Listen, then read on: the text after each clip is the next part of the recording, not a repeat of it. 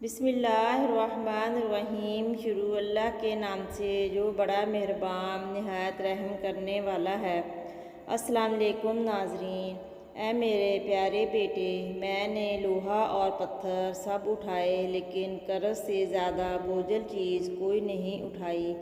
اس لیے اپنی زندگی میں جتنا ہو سکے قرض سے بچنا۔ اے میرے پیارے بیٹے، جو کہتا ہے کہ برائی کو برائی سے ختم کیا جا سکتا ہے وہ جھوٹ بولتا ہے۔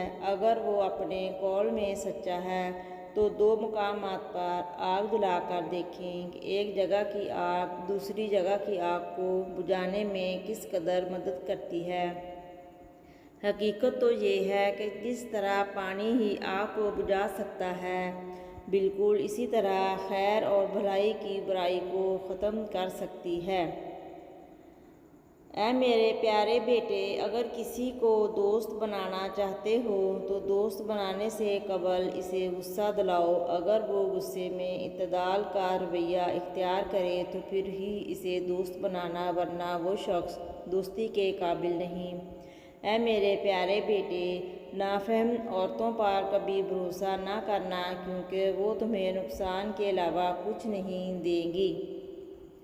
اے میرے پیارے بیٹے، کبھی کسی سے حسد نہ کرنا، پر حسد کرنے والے سے ہمیشہ بچنے کی کوشش کرنا۔ میں تمہیں حاسد کی 3 علامتیں بتاتا ہوں۔ پیٹھ پیچھے لوگوں کی غیبت کرنا، لوگوں کے سامنے ان کی چاپلوسی کرنا اور دوسروں کی مصیبت پر خوش ہونا۔ اے میرے پیارے بیٹے، جاہل لوگوں سے دوری اختیار کرو، ان کی محبت سے پرہیز کرو، ایسا نہ ہو کہ وہ تمہیں بھی اپنے جیسا بنا لے۔ اے میرے پیارے بیٹے، کسی کو لوگوں کے سامنے کبھی شرمندہ نہ کرو۔ اگر کسی کی اصلاح کرنا مقصود ہو تو اس سے اکیلے میں بات کرو۔ میں نے زندگی میں بولنے پر کئی بار افسوس کیا ہے، لیکن خاموش رہنے پر مجھے کبھی افسوس نہیں ہوا۔ اے میرے پیارے بیٹے، میں نے عقل بیوقوفوں سے سیکھی ہے۔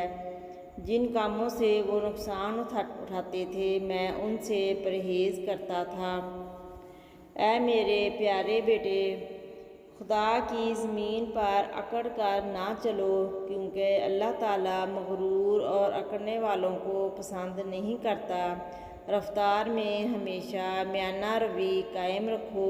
گفتگو کے دوران آواز ہمیشہ نرم رکھو، کیونکہ چیخنا چلانا انسانوں کا کام نہیں ہے۔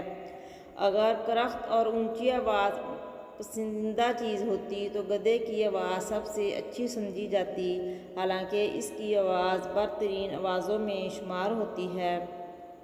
اے میرے پیارے بیٹے، احمق شخص کے لیے نصیحت کا سننا اتنا ہی مشکل ہے جتنا ایک بوڑھے شخص کے لیے پہاڑ کی چوٹی پر جانا۔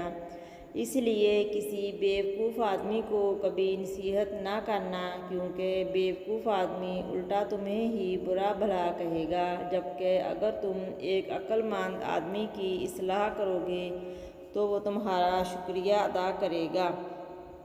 اے میرے پیارے بیٹے، 2 چیزیں یاد رکھنا اور 2 چیزوں کو بھول جانا، اللہ کو یاد رکھنا اور اپنی موت کو یاد رکھنا، اور جو تم نے کسی کے ساتھ بھلائی کی ہے، اچھائی کی ہے، اس کو بھول جانا، اور جو کسی نے تمہارے ساتھ برائی کی ہے اسے بھی بھول جانا۔